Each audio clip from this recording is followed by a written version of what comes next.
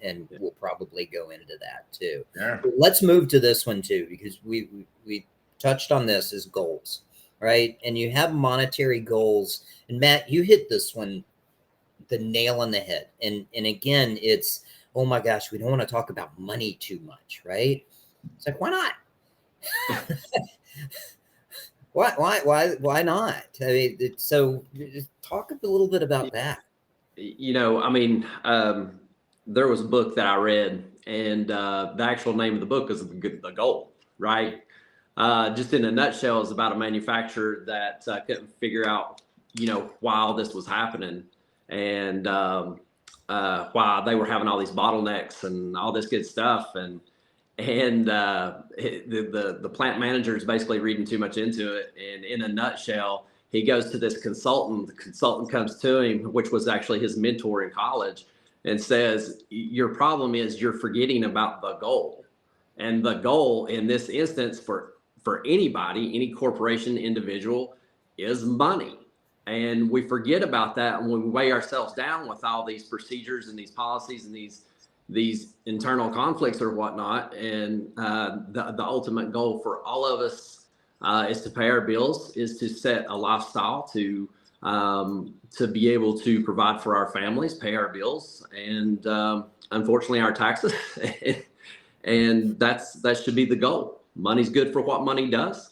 And that, some of us can be philanthropists, they can be whatever. So, the goal for us in society is money. Think about it, just to piggyback off that, and then Curtis. When you look at, and I hear this, and I've seen this feedback sometimes as I'm researching companies and looking at feedback and things like that. I have heard and seen and read, oh my gosh, their only concern is money. It's like, guys, get over that.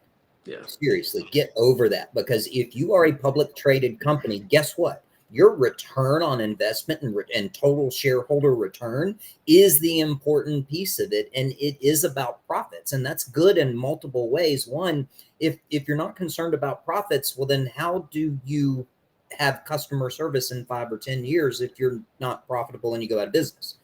You can't, right? How can you continue to hire new, develop more, build more? You can't if there's not a profit. So, and it's the same thing for each individual person and agent and consultant that's out there. You're just you may not be on the stock exchange, but your stock exchange is your bank account. That's right.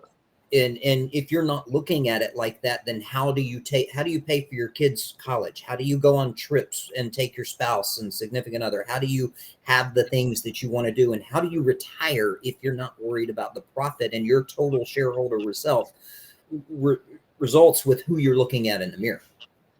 And so that's massive when it comes to that. So money is a massive piece of that. So sorry, that was a soapbox that I hear all the time. It's, oh my gosh, it's like, yeah, they are concerned about money. Get over it. You are too. You know what?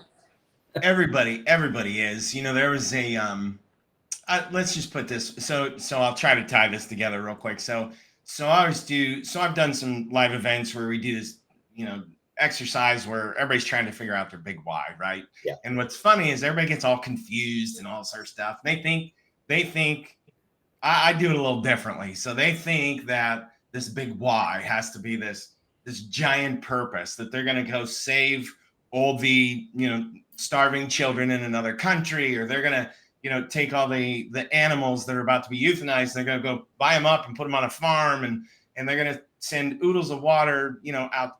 And I'm like, stop, just stop. We're not going there. That's not what I'm talking about. I'm talking about your personal big why. I am talking about that selfish thing deep down inside. And if you're not getting this, forgive me, but that selfish thing deep down inside of why do you do what you do in order to earn money? What's important to you? What makes you jump out of bed? And what I'm referring to is why you get up, Rob, and Matt, you get up and I get up. It's to feed my family. It is to have experiences in my life. It is to serve those closest to me first and foremost. And after I do all of that, But yeah, then I got plenty of time to go have a purpose and save people and do all kinds of stuff. You feel me? And so back to what you were just talking about, corporations and stuff like corporation is a big machine with a whole bunch of people working in it that are there to make money to support themselves. And the investors invest money to make money to support themselves, right? Like, hello, like, so it's all about money. There's nothing, it's not about greed. It is about, we all have this why deep down inside. We do what we do no matter what that is, right? Yeah. Spot on. Yeah. All right. Again, that's one of those we can go forever on that. Yeah. Too. All right. Create a plan. Guys, what's in your plan?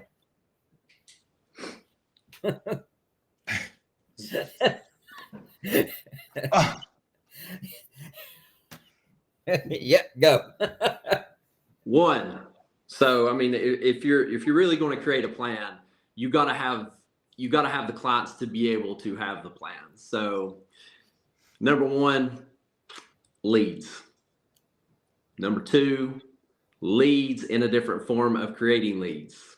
Three, I can keep on going if you see where I'm going with this. So to create a plan, I have to set a vision. Where am I going to gather my business? All right. So my plan is dictated off that. The like social media, like trying to hit up social media. Is that a plan that you want to conquer? Conquer your plans, I guess is what I'm saying. Set them down, list out your goals, conquer plan. Yep. Curse, you want to add anything in there? sure. No, I mean, he's right on. So we just got done setting a goal, right? You had to set some sort of monetary goal to serve your vision, right? So, all right. So I got this big monetary goal. I got to break it down and figure that out, right? What's that look like in sales and so on and so forth. And once I've got that number, all right, like Matt just said, what are the things that I got to do now? If we just specifically, because we started this, right, and to talk to, let's just say people in real estate, right, builder reps and people in real estate. So, all right, my goal is, X dollars, right, however many hundreds of thousands of dollars. That's going to take me how many units, right, to get there, how many sales to get there, and then what are the activities around generating those sales, right? And that's what Matt was alluding to.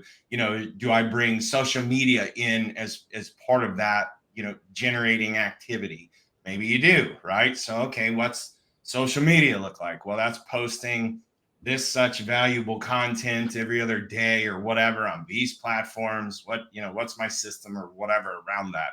Is it, I'm just going to jump out of bed and go old school and make phone calls all day, right? Like, okay, so what's that look like? Is that 2 hours a day? How many people is that? And who is that I'm going to call, right? So that's, I think, what Matt was kind of getting at is, really breaking it down into these specific activities. The only thing I can say sometimes is that, and this has just been my experience with salespeople in the past, is oftentimes a lot of the activities that they'll put on a business plan are marketing. And what I mean by that is you can't necessarily, a lot of times marketing, let me just put it like this. A lot of times marketing is just throwing things out there, but we don't really know the return, right? We're not really set on the return. So we can't kid ourselves and just have, an action plan full of marketing, because we don't know that it's going to produce the result that we're looking for.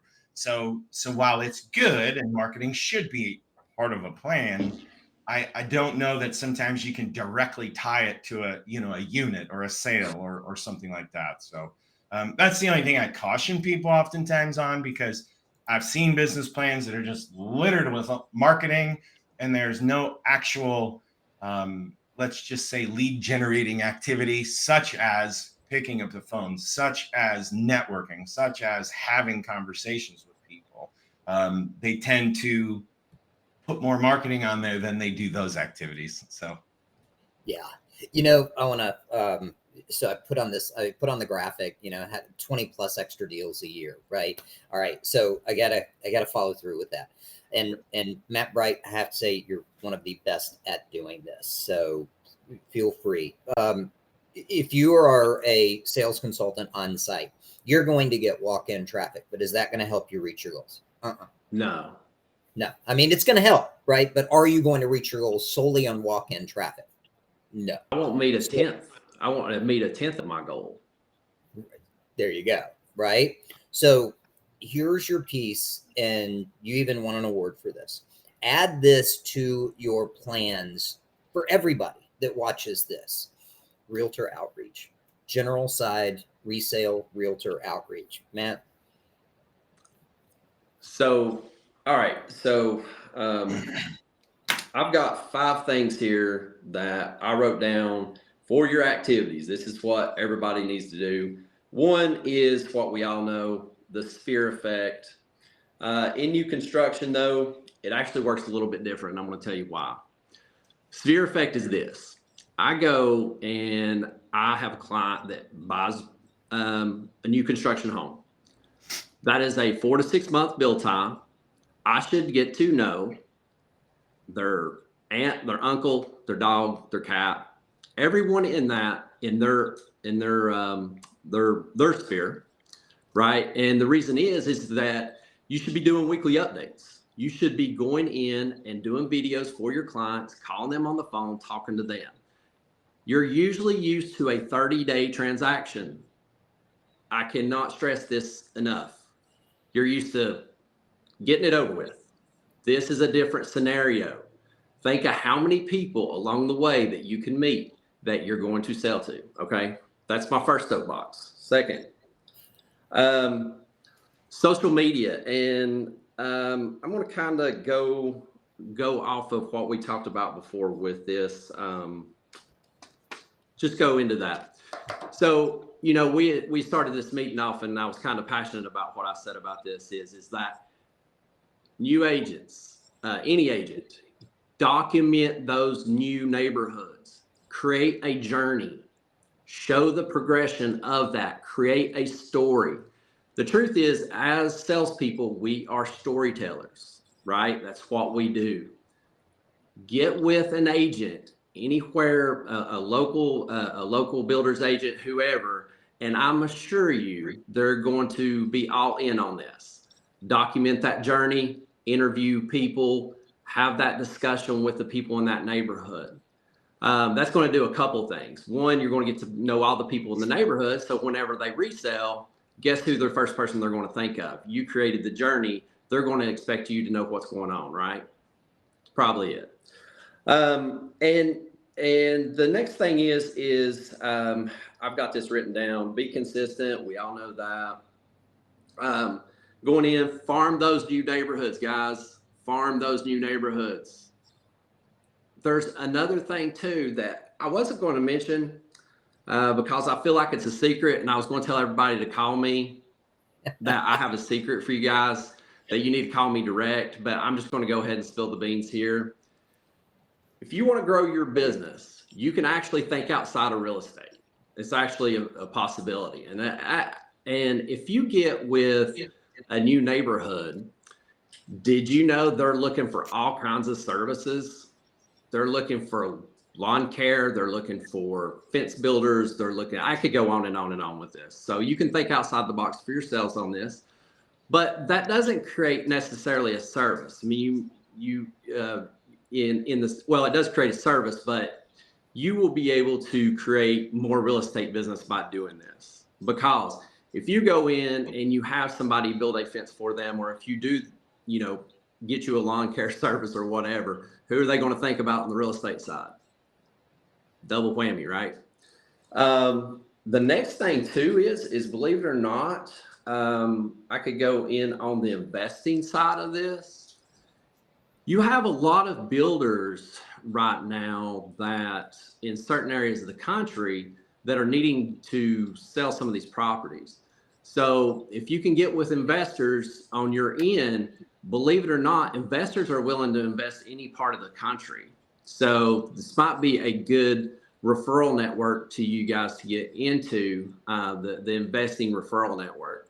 I know some of the larger firms. I won't go into the names of them. You guys know who you are. You actually have, you can refer from firm to firm nationwide. I'll let you talk about that, you two, especially you, Rob. And, you know, I could get onto this for hours upon hours upon hours. So I hope that just kind of touched the surface of this. Curtis? Well, Matt was obviously spelling out things, you know, I love that, you know, that he clearly identified some items that you can do as you're putting your business plan together, or that what he does, right, in order to generate traffic and sales and things of that nature. You know, one thing that he said, and God, we could go into it forever. There's so many topics and how long we could do this, but I love this part that he said. He started bringing up transactional. And here's what I've noticed. I don't care if you're in general real estate, title sales, mortgage business, builder business, like I don't care what business you're in. But unfortunately, over the past 3 years, what I've noticed is that 90% of salespeople have become so transactional, it's not even funny.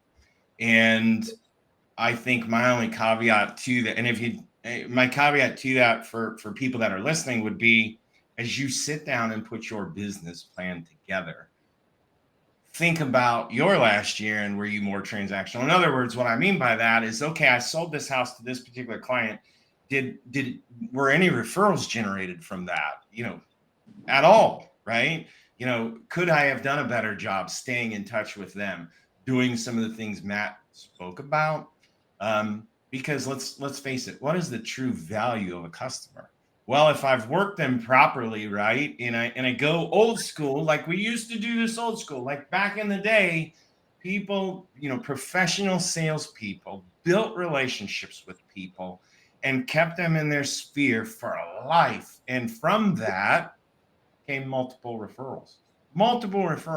And so when you add all of that up, right, if I sell a house today and I made 13 grand or 15 grand or whatever, but if first of all, that client that bought that house, by the way, they're moving in 7 to 10 years, just FYI. So that's the average, right? So I can get that deal in the next 7 years or 10 years or whatever. Maybe they move sooner, but 7 to 10 years, I can get that again, provided I stay in touch with them.